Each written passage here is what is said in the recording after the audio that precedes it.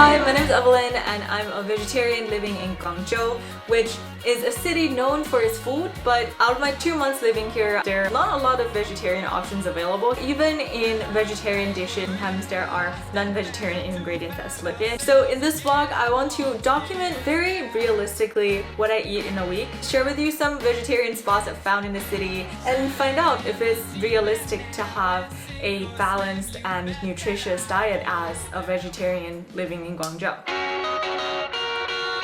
For the first meal of the week, we're heading to Xiangchun Fandian. This is a very old restaurant in Liwan. It's a traditional Cantonese restaurant featuring big round tables and tableware wrapped in plastic. A bit more upscale than the hole-in-the-wall Changfen and Kongji restaurants we usually go to. This is a proper Cantonese restaurant and you have to wash your own dishes with the tea. The reason why we usually don't go to Cantonese restaurants. There aren't a lot of vegetarian options. I've come to learn people's definitions of meat are quite different. And just checking whether or not there's meat in a dish is often not enough. 苕面没有肉的，没有肉的，没有。有蚝油吗？就有吧，蚝油豉油炒咯，面蚝油咯。好，谢谢。 Oyster sauce, lard, and dried shrimp are the 3 most common non-vegetarian ingredients that may slip into a vegetarian dish here in China. And some restaurants don't even consider seafood, chicken, or minced meat as meat. A lot of people told me that like at proper Cantonese restaurants, you eat from this bowl and then you put bones in the plate, which we don't produce because we don't eat meat. So.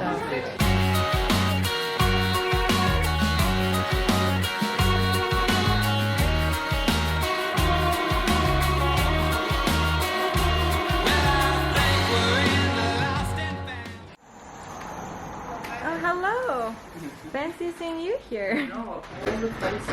We discovered Lee's Diner on a food delivery app a couple of days ago. It's not every day you come across Beyond Meat burger and cheesy fries on a delivery menu at 2 a.m. in Guangzhou. So when the food arrived and it turned out amazing, we kind of had to check out the physical store. Oh, what? 想问一下，这个里面有肉吗？它就是薯条。Cherry freedom. Look at that jiggle. How's my face looking? Acceptable. Verdict? Good. Your verdict. 还行。 I was really surprised to find a really authentic 50s retro American-style diner in the old town of Guangzhou, squeezed between old Chinese arcade houses. Perhaps it's not so surprising since Guangzhou is a hub of international business, and perhaps that's also why it feels like people are a bit more welcoming towards foreigners here. It's the kind of juxtaposition that makes me hopeful that the world would come closer together, not further apart. Stick sauce? Without the stick. No, I'm curious. It tastes kind of like chumpy. Oh, really?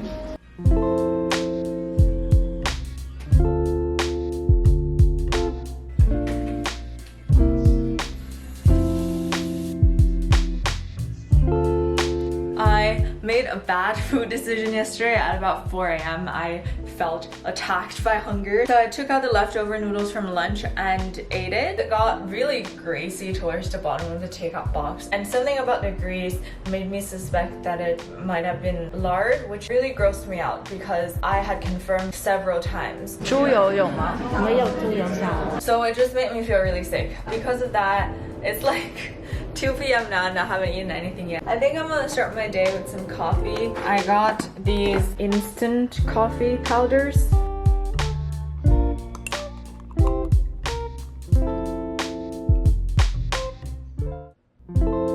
For my first and only meal of the day, I went to Soha. It's the only place I want to go after the lard incident because it's the cleanest restaurant in the area and the only one I know where there won't be ingredients I don't want in my food. It also helps that by now we've become friends with the owner, Arong. Arong insists on having vegetarian options on a menu because some of her friends are vegetarians and she wanted to make them feel welcome and included at the shop. I got soup and you got soup and mian. I don't know if Soha will continue to exist by the time this video is posted because, ironically, despite it being probably the most sanitary food operations in the area, the Business Bureau refused to give him a license to operate. I'm very sad. I don't know what I'd eat if Soha closes, but if you're in the Liwan area and want to support Arong, her art exhibition is still going on across the street, and I heard it's been a hit in Guangzhou lately. It's Wednesday and another day of me waking up hungry. So I took out my bike and braved the heat to go to my favorite hole-in-the-wall Changfin kanji restaurant, Fangji. Ordering was super straightforward because there are two things I can eat here. The health and safety conditions here are truly concerning, but neither the customers nor the restaurant seemed bothered because I feel like there's an understanding in Guangzhou that the best food is always hidden in the dirtiest spots, and it would taste so good that the eventual food poisoning would totally be worth the moment on the lips. Their kitchen is wide open and right at the front of the shop. Guangzhou's summer mornings can feel like 40 degrees.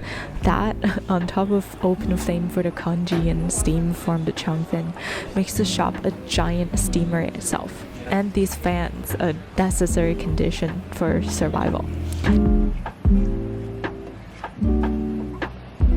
You know you've come across truly fantastic changfin and kanji when you're sweating as hard as I am. I'm sweating so much. But still can't take a break from eating them.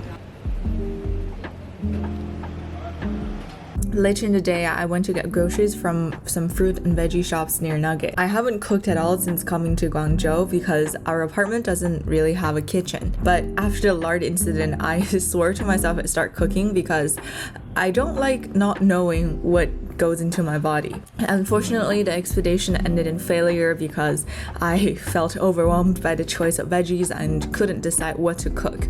But I did end up buying some very yummy fruits and promised myself that the next day, no matter what, I'd make something with whatever I have in the kitchen. It's been raining every day lately. I've set up my cookie business in Guangzhou. Because Guangzhou is an import-export hub, it's very easy to find baking ingredients here. So today I had pretty much everything I needed for French toast. Making French toast is kind of like a foot in the door. I had actually been sick of eating out since about week 2 of moving to Guangzhou. But every time I think of cooking, it comes with a million hurdles. Lack of ingredients, equipment, not knowing what to make or how to make it. So I would end up eating out again and then feeling sick because of what I eat and also unhappy about my food choices. French toast is a much more achievable goal. I simply picked something I can make with the ingredients and equipments available, and that makes it very easy to get into the action of cooking. And the sense of achievement I get from making pretty decent French toast, if I could say so myself, motivates me to cook something more complicated next time. Should we go for like the fancy shop?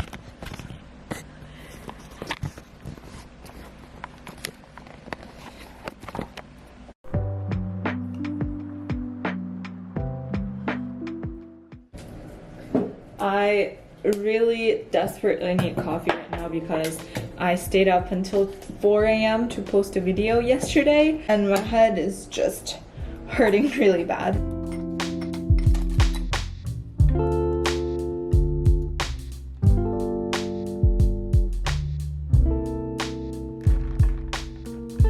Friday was pretty uneventful. I just worked from home and then went to a vegetarian buffet near Liwan Lake that we go to at least once a week.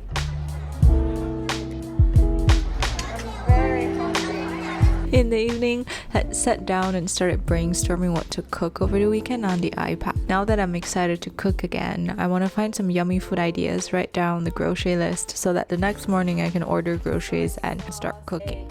Kale, carrots, tofu.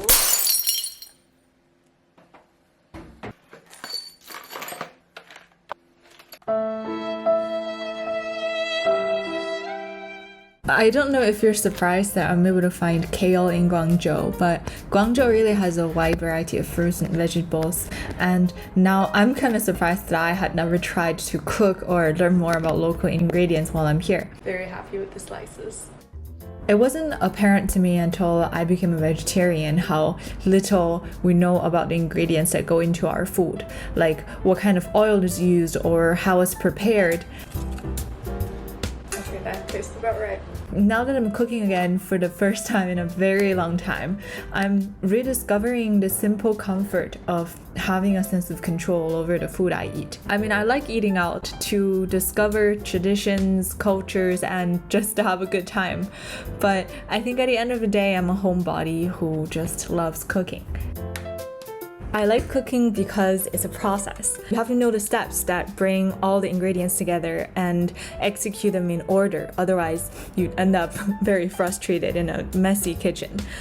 Trust me, I've been there. But if you don't want to trust me, trust the process and you shall be rewarded. I also like how cooking is kind of like painting.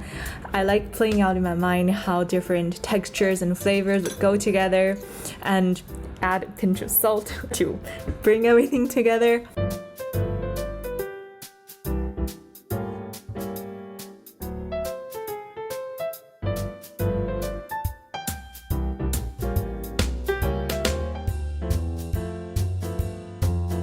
All in all, I think Guangzhou has a very diverse food scene. As a vegetarian, I've definitely encountered my fair share of challenges eating out. But lucky for me, those challenges also inspired me to cook again. So I'm very grateful for that. Personally, I think it's still very possible to eat well as a vegetarian in Guangzhou. I don't know, what do you think? Thanks as always for watching. I will see you next time. Bye!